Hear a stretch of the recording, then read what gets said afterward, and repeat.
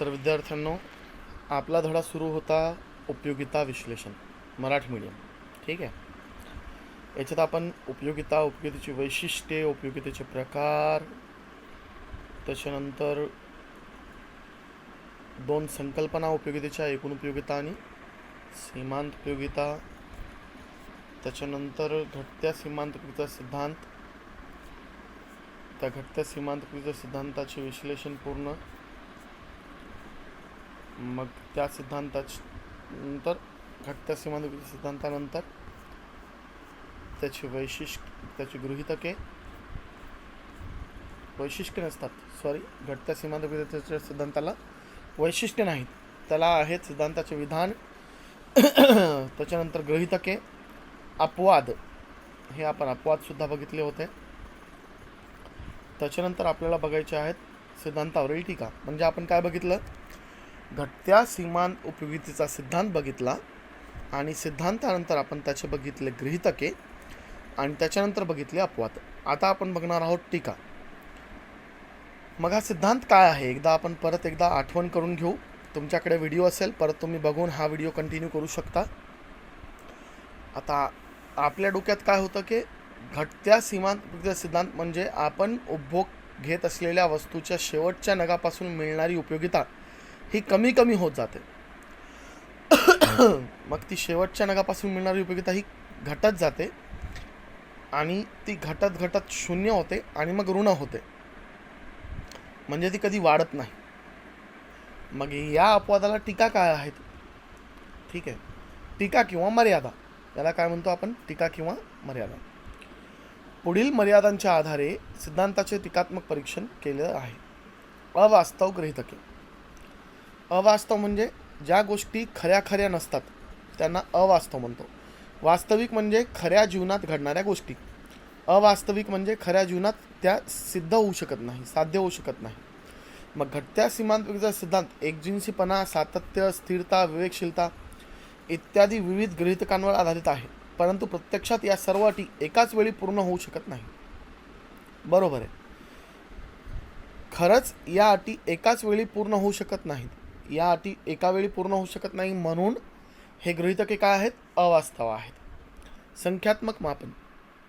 उपयोगिता संख्येत मोजता येते, तिची बेरीज व तुलना करता येते आणि कोष्टकाद्वारे सादर करता येते, पण प्रत्यक्षात उपयोगितेचे संख्यात्मक मापन करणे अशक्य असते. आपण काय गृहीत धरतो की उपयोगिता संख्येमध्ये मांडता येते. बरोबर आहे, हे आपलं गृहीतक आहे. पण खरं बघितलं तर ही मानसशास्त्रीय म्हणजे सायकोलॉजिकल टर्म आहे, मानसशास्त्रीय संकल्पना आहे, विचारांशी संबंधित संकल्पना आहे. मग आपल्या विचारांना आपण संख्येमध्ये दाखवू शकतो का? नाही दाखवू शकत.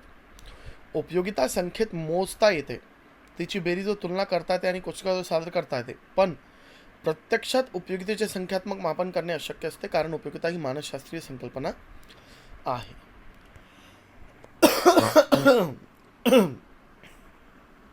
अविभाज्य वस्तू. हा सिद्धांत गाडी, रेफ्रिजरेटर, दूरदर्शन संच यासारख्या अविभाज्य व अवजड वस्तूंसाठी लागू पडत नाही, कारण साधारणपणे या वस्तूंची खरेदी एका वेळी एकाच वस्तूची केली जाते. अशा वस्तूच्या सीमांत उपयोगितेची तुलना अशक्य असते. बरोबर आहे. मोठ्या ज्या गोष्टी आहेत, इथं सिद्धांत गाडी, रेफ्रिजरेटर, दूरदर्शन संच म्हणजे टेलिव्हिजन. ठीक आहे. मग या गोष्टी अविभाज्य असतात. अविभाज्य म्हणजे तुकड्या करून घेतात. एक अर्धी कार आज घेतली, अर्धी कार आपण 2 महिन्यानंतर घेऊ, असं होतं का? नाही होत, कधीच नाही होत. म्हणून इथं काय आहे की अविभाज्य वस्तू आहेत, पण विभाजन हा एक गृहीतक आहे. बरोबर आहे, वस्तूचे विभाजन करता येते हे एक गृहीतक आहे, पण इथं हे गृहीतक साध्य होऊ शकतं का? नाही होऊ शकत, म्हणून ही पण एक टीका आहे. पैशाची स्थिर सीमांत उपयोगिता. सिद्धांत गृहीत धरतो की पैशाच्या प्रत्येक एककाची सीमांत उपयोगिता स्थिर असते, पण टीकाकारांच्या मते पैशाची सीमांत उपयोगिता व्यक्तिपरत्वे बदलते, म्हणजे व्यक्तीनुसार बदलते. व्यक्तिपरत्वे बदलते म्हणजे व्यक्तीनुसार बदलते. तसेच किमतीतील बदल पैशाचा साठा यांमुळे प्रभावित होते. म्हणजे किमतीतील बदल कशामुळे प्रभावित होतात? पैशाच्या साठामुळे. कसं असतं, एखादा गरीब व्यक्ती आहे त्याला रस्त्यावर 2000ची नोट सापडणे आणि कारमध्ये चालणाऱ्या व्यक्तीला 2000ची नोट सापडणे, तर जास्त उपयोगिता कोणासाठी आहे त्या 2000च्या नोटाची? त्या गरिबासाठी. कारमधून उतरणाऱ्या व्यक्तीला ते 2000 रुपये 200 प्रमाणे आहेत. का? कारण की त्याच्याकडे पहिलेपासून तेवढं संचय आहे पैशाचा. म्हणून पैशाची सीमांतता ही प्रत्येकासाठी स्थिर नसते. एकच गरज हा सिद्धांत विशिष्ट वेळी एकच गरज पूर्ण करून मिळणाऱ्या समाधानापुरता मर्यादित आहे. वास्तविक व्यक्ती एकाच वेळी अनेक गरजा पूर्ण करून समाधान मिळवते. बरोबर आहे. एकच गरज म्हणजे फक्त चपाती खाल्ली तर चपातीच खायची, त्याच्यासोबत भाजी खायची नाही, असं होऊ शकतं का?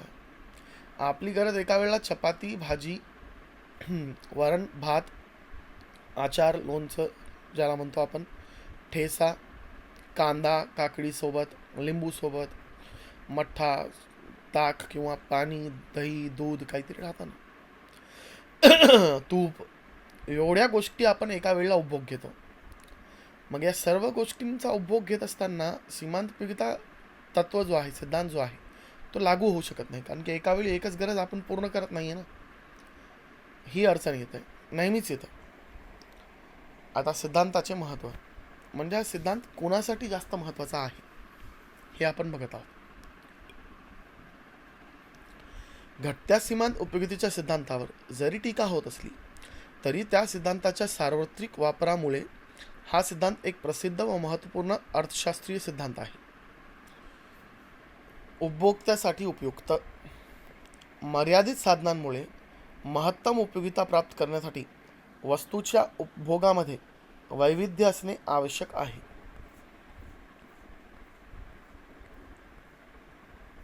इथं काय दिलं यांनी की उपभोक्त्यासाठी उपयुक्त का आहे?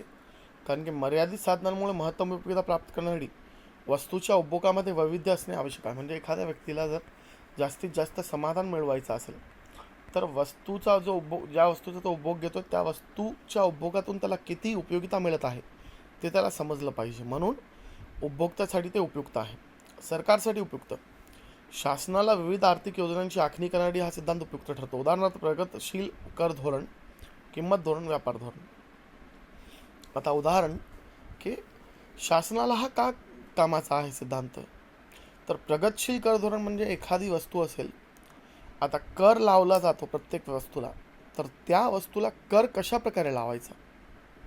म्हणजे सरळ शब्दात समजा की उदाहरणार्थ एखादी वस्तू आहे, त्याचा आपण उपभोग घेतोय आणि त्याच्यावर कर आहे.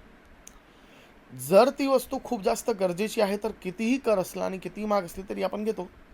उदाहरणार्थ दारुडा, काहीच नसतं त्याच्याकडे, पण कुठून ना कुठून त्याला दररोज दारू पिण्यासाठी पैसे भेटतात. म्हणजे भेटतात, कुठून भेटतात कुणालाच माहिती नाही. म्हणजे जर समजा शासनाने कर दारूवर जास्त आकारला तर आपोआप त्याच्यातून अर्थव्यवस्थेला पाठबळ मिळतो. बरोबर आहे. म्हणून सरकार काय करतं? घटत्या सीमांतपीडा सिद्धांत वापरतो. ज्या वस्तूंची सीमांतपीडा घटत जाते त्यांच्यावर कर कमी लावण्यात जातात आणि ज्यांची सीमांतपीडा लवकर घटत नाही त्यांच्यावर कर जास्त आकारले जातात. मूल्य विरोधाभास. विरोधाभास म्हणजे एखादी ही गोष्ट अशी तर ती गोष्ट तशी का? आपण म्हणतो ना, हे असं तर ते तसं का? याला विरोधाभास म्हणतात. म्हणजे काय? एखादी गोष्ट जी असते ती खूप कामाची असून देखील त्याची काहीच किंमत नसते आणि एखादी गोष्ट काहीच कामाची नसते पण त्याची खूप किंमत असते. उदाहरणार्थ पाणी जीवनावश्यक आहे. समजा की तुम्ही एखाद्या वाळवंटामध्ये फिरत आहात आणि तुम्हाला पाणी भेटतच नाहीये, तुम्ही मरायला टेकले, तिथे तुम्हाला पाणी भेटलं तर तुमचं जीव वाचणार की तुम्हाला सोनं भेटलं तर वाचणार? खरं आहे, पाणी भेटलं तरच वाचणार. सोनं भेटलं तर काहीच होऊ शकत नाही. पण बाजारपेठेत सोन्याची किंमत जास्त आणि पाण्याची किंमत कमी आहे. या गोष्टीला म्हणतात विरोधाभास.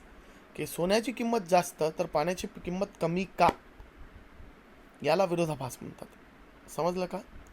तर हा विरोधाभास असतो. वस्तूची उपयोगिता मूल्य व विनिमय मूल्य यातील फरक दाखवून हा सिद्धांत मूल्याचा विरोधाभास स्पष्ट करतो. म्हणजे वस्तूचे उपयोगिता मूल्य उदाहरणार्थ पाणीचे उपयोगिता मूल्य खूप जास्त आहे कारण की पाणी जीवन वाचवतं. पण पाणीचं विनिमय मूल्य म्हणजे खरेदी विक्री करण्याचे मूल्य ते खूप कमी आहे. उदाहरणार्थ पाणी, हवा, सूर्यप्रकाश इत्यादी घटकाचे विनिमय मूल्य कमी असते, तसेच काही वस्तूंचे उपयोगिता मूल्य कमी असते, पण दुर्मिळतेमुळे विनिमय मूल्य जास्त असते. उदाहरणार्थ हिरे, सोने हा सिद्धांत वस्तूचे उपयोगिता मूल्य व विनिमय मूल्य यातील विरोधाभास समजण्यासाठी सहाय्य करतो. उदाहरणार्थ पाणी, याचे उपयोगिता मूल्य जास्त व विनिमय मूल्य कमी आहे.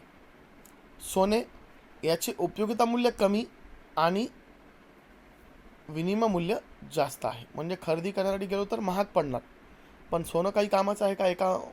एका आपण बोटामध्ये अंगठी घालून ठेवतो, काहीच कामाची नसतं. ते प्राण वाचू शकते का? तहान लागली आपण चाटून घेणार का सोन्याला? नाही. पण पाणी हे महत्त्वाचं आहे, सूर्यप्रकाश, हवा या गोष्टी महत्त्वाच्या आहेत. हा आहे विरोधाभास. म्हणजे ज्या गोष्टीची किंमत जास्त पाहिजे त्याची किंमत कमी आहे, आणि ज्याची किंमत कमी पाहिजे त्याची किंमत जास्त आहे. हे असं तर ते तसं, याला विरोधाभास म्हणतात. मागणी सिद्धांताचा आधार. बरोबर आहे. मागणीचा सिद्धांत घटत्या सीमांत उपयोगितेच्या सिद्धांतावर आधारित आहे. मागणी सिद्धांतानुसार वस्तूची किंमत कमी झाल्यास वस्तूची मागणी वाढते आणि किंमत जास्त झाल्यास मागणी कमी होते. जेव्हा वस्तूंच्या नगसंख्येची अधिकाधिक खरेदी उपभोक्त्याकडून केली जाते तेव्हा सीमांत उपयोगिता क्रमशः घटत जाते. म्हणून फक्त कमी किमतीला वस्तूची जास्त नगसंख्या खरेदी केली जाते. म्हणजे सरळ काय की वस्तूची किंमत जास्त तेव्हा त्याची मागणी कमी, आणि वस्तूची किंमत कमी तेव्हा मागणी जास्त. पण ही गोष्ट सीमांत उपयोगितावर देखील अवलंबून असते.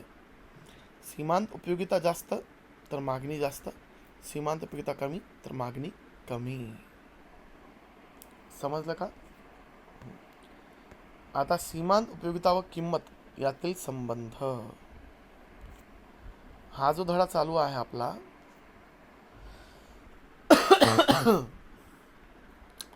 आता याच्यात त्यांनी सीमांत उपयोगिता व किंमत यातील संबंध का दर्शवले आहे. कसं असतं की सीमांत उपयोगिता आणि किंमत, जर समजा आपण सीमांत उपयोगितेला किंमतीत मोजू लागलो तर किंमत आणि सीमांत उपयोगितेची किंमत या दोन्ही एका स्तरावर आले तरच एखाद्या व्यक्तीला जास्त उपयोगिता मिळते, समाधान मिळतो. ते कशा प्रकारे हेच आपण या सिद्धांतामध्ये बघणार आहोत. आता सीमांत उपयोगिता किंमत यातील संबंध दाखवतोय. मागणीचा सिद्धांत घटत्या सीमांत उपयोगितेच्या सिद्धांतावर आधारित आहे. हे समजून घेण्यासाठी सीमांत उपयोगिता व किंमत यातील परस्पर संबंधाबाबत चर्चा करूया. हा सिद्धांत व्यावहारिक उपाययोजनेचे समर्पक उदाहरण आहे. व्यावहारिक उपयोजनाचे समर्पक उदाहरण म्हणजे एक्झॅक्ट एक्झाम्पल आहे, खरं एक्झाम्पल आहे. कोष्टक क्रमांक 2.3 च्या आधारे सीमांत उपयोगिता किंमत यांच्याशी संबंधित खालील निष्कर्ष काढता येतात. आता यांचं काय म्हणणं आहे? ठीक आहे, यांचं म्हणणं काय बघूया आपण.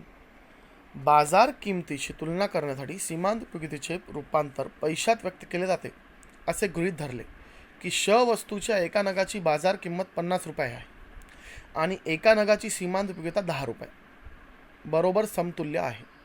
ठीक आहे, म्हणजे बाजारातील त्या वस्तूची किंमत 50 रुपये आणि त्याच्यातून मिळणारी सीमांत उपयोगिता 10 रुपये. अशा प्रकारे एका नगाची सीमांत उपयोगिता आणि बाजार किंमत याची तुलना स्तंभ क्रमांक 5 मध्ये दाखवली आहे. पुढील कोष्टक क्रमांक 2.3 द्वारे ही संकल्पना चांगल्या प्रकारे समजून घेता येईल. आता इथं बघूया आपण काय होतं ते. ठीक आहे, वस्तूचे नग, एक नग, त्याची सीमांत उपयोगिता किती? 10 रुपये. ठीक आहे, नाही वस्तूचे नग म्हणजे सीमांत उपयोगिता 10 नग खरेदी केले. एका नगापासून किती उपयोगिता मिळत आहे? 10 उपयोगिता मिळत आहे. मग सीमांत उपयोगिता गुणिले 10 रुपये, 3 नंबरचा कॉलम बघा, 100 होतात का? 10 नगांची 10 रुपयाने सीमांत उपयोगिता म्हणजे 100. बाजार किंमत किती आहे प्रत्येक नगाची? 50. मग सीमांत उपयोगिता आणि किमतीची तुलना केली तर सीमांत उपयोगिता 100 होत आहे आणि हे किती होत आहे? 50. म्हणजे सीमांत उपयोगिता ही जास्त आहे. 10 नग खरेदी केले तर सीमांत उपयोगिता जास्त आहे. ठीक आहे, 2. आता वस्तूचे नग किती? 2. मग वस्तूचे नग सीमांत उपयोगिता किती आहे दुसऱ्या नगापासून मिळणारी? 8. पहिल्या नगापासून सीमांत उपयोगिता किती मिळाली? 10 नग मिळाली. म्हणजे सीमांत उपयोगिताचे 10 नग मिळाले. मग एका नगाची किंमत 10 आहे, म्हणून सीमांत उपयोगिता पहिल्या नगाची सीमांत उपयोगिता ही पैशाच्या किमतीच्या तुलनेत जास्त असते. बरोबर आहे. समजा बाबा मी पहिली चपाती खाल्ली, त्याची किंमत 50 होती, पण त्याच्यातून मिळणारं समाधान खूप जास्त होतं, कारण की पोट भरलं, त्याच्यानं बरं वाटतंय. आता दुसरी चपाती खाल्ली तर त्याच्यातून मिळणारी सीमांत उपयोगिता ही 8 नग. मग एका नगाची संख्या 10 रुपये, तर 8 नगांची संख्या 80. पण त्या दुसऱ्या नगाची किंमत किती? 50. मग 80 जास्त होतात की 50? तर 80 जास्त, म्हणून सीमांत उपयोगिता जास्त. तिसऱ्या नगापासून उपयोगिता किती मिळाली? 7. मग त्याची किंमत झाली 70, कारण की एका नगाची किंमत 10, तर 7 नगाची किंमत 70. मग तिसरा नग होता ना, तर तिसऱ्या नगाची किंमत किती? बाजार किंमत 50. त्याची सीमांत उपयोगितेची किंमत 70 आणि बाजार किंमत 50. मग सीमांत उपयोगिता जास्त. चौथा नग उपभोग घेतला, त्या नगापासून मिळणारी उपयोगिता 5, म्हणजे त्याची किंमत 50 आणि वस्तूची किंमत देखील 50, म्हणून सीमांत उपयोगिता आणि किंमत बरोबर झाली. म्हणजे एक व्यक्ती कितव्या नगापर्यंत उपभोग घेऊ शकतो? चौथ्या नगापर्यंत उपभोग घेऊ शकतो.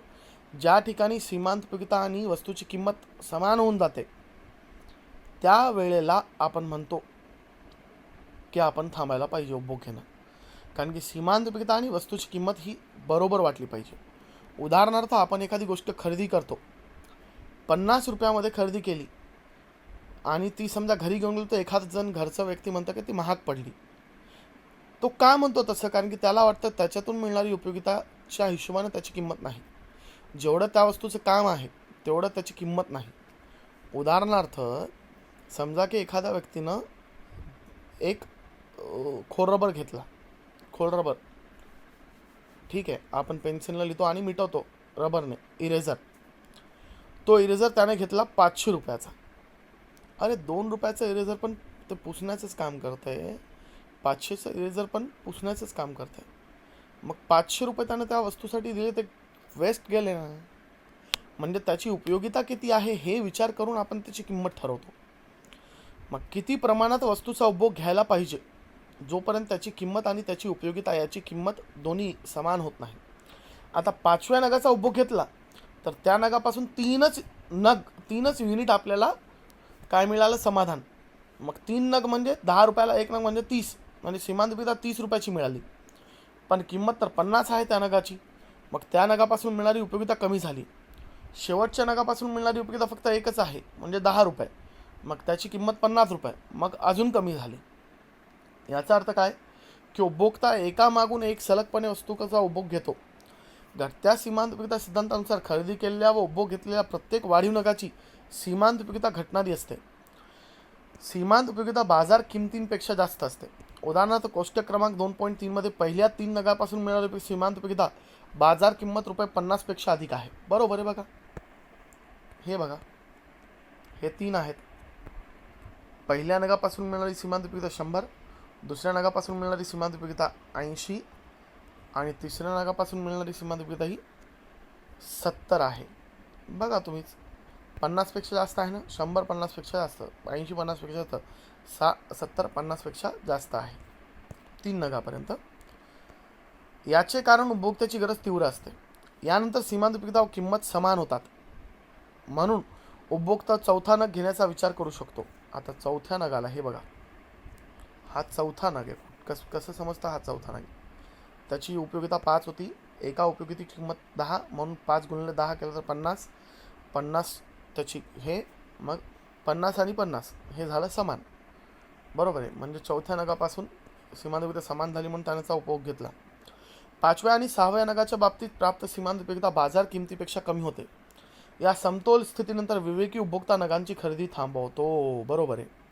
सीमांत उपयोगिता आणि किंमत या दोघांची समानता झाली की एक चांगला व्यक्ती वस्तू खरेदी करत नाही. आपल्याला जर वाटतं की एखाद्या वस्तूला आपण 50 रुपये देतोय, चला बरोबर आहे, 50 रुपयामध्ये महाग नाही, मगच आपण खरेदी करतो. पण 50 रुपयामध्ये ती वस्तू महाग वाटत असेल तर आपण ती खरेदी करत नाही. जेव्हा उपभोक्ता इच्छेनुसार वस्तूचा उपभोग घेतो, तेव्हा सीमांत उपयोगिता किमतीपेक्षा जास्त असते. उदाहरणार्थ, marginal utility of x less than price of x. सीमांत उपयोगिता बरोबर सीमांत उपयोगिता जास्त असते किंमतपेक्षा, याला सीमांत पूर्व नग म्हणतात. ठीक आहे, सीमांत पूर्व नग म्हणजे सीमांत उपयोगिता आणि किंमत समान होण्याच्या आधीचं. ज्या नगाच्या वेळेस सीमांत उपयोगिता किंमत समान होतात त्या नगाला सीमांत नग संबोधले जाते. सीमांत उपयोगिता बरोबर किंमत. MU म्हणजे marginal utility of x, x म्हणजे नग, बरोबर प्राइस ऑफ एक्स, P म्हणजे प्राइस. उपभोक्त्याचा समतोल होतो या ठिकाणी. मग आहे विवेकी उपभोक्ता जे नग विकत घेऊ इच्छित नाही त्या नगांना सीमांतोत्तर नग असे म्हणतात. सीमांतोत्तर म्हणजे सीमांत झाल्यानंतरचे नग. मग ते काय होईल, सीमांत उपयोगिता कमी आहे किमतीपेक्षा. अशा प्रकारे जेव्हा MUX बरोबर PX म्हणजे सीमांत उपयोगिता बरोबर किंमत असते तेव्हा विवेकी उपभोक्त्याचा समाधानाचा समतोल साधला जातो. उपयोगिता व किंमत यातील परस्पर संबंध हा मागणीच्या सिद्धांताचा पाया आहे. याचा अर्थ सरळ सरळ हे आहे की आपला धडा इथं संपला. हा धडा पूर्ण संपला. आपण याच्यानंतर घेणार आहोत SP. मग SPचं पुस्तक तुम्ही डाउनलोड करून ठेवायचं आहे. तुमच्याकडे जर SPचं पुस्तक नसेल तर ते मला मागायचं आहे, मी तुम्हाला पाठवतो. हा व्हिडिओ जरी टेलिग्रामवर येत असेल तरी इथून पुढले व्हिडिओ तुम्हाला यूट्यूब चॅनलवर बघावे लागतील, कारण की आम्ही ते व्हिडिओ यूट्यूबवर अपलोड करणार आहोत. आणि आपण अभ्यास पुस्तकातूनच करणार आहोत, कारण की पुस्तकातूनच परीक्षेमध्ये येणार आहे. यावर्षीचं पॅटर्न बदलल्यामुळे उगाच कोणत्याही लोकांचे नोट्स फॉलो करत बसू नका, कृपया विश्वास ठेवा. कारण की पुस्तकाच्या बाहेरची एकही ओळ परीक्षेत येत नाही.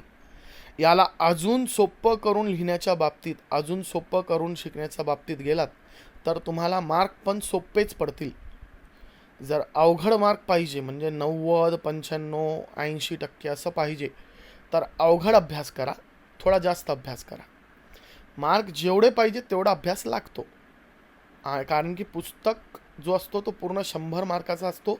पूर्ण 100 मार्काचा पेपर त्या पूर्ण पुस्तकावर बनणार आहे. मग त्याच्यातलं थोडा भाग वाचून तुम्ही 100 मार्क घेऊ शकत नाहीत.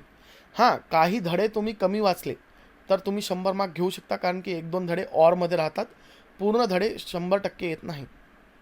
पण एखाद्या धड्यामधले काही पॉईंट कमी वाचायचे असं करू नका, कारण की परीक्षेत पूर्ण धडा येतो.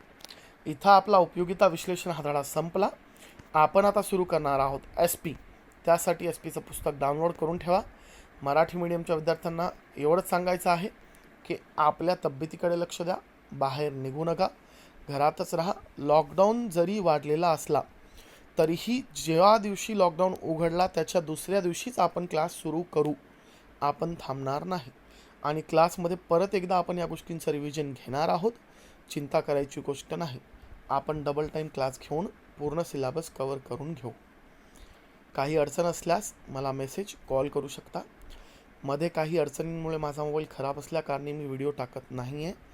आणि ज्या प्रकारे मी सुरुवात केली व्हिडिओमध्ये मी खोकलू लागलो, मला खूप जास्त खोकला होता म्हणून मी व्हिडिओ बनवले नाही.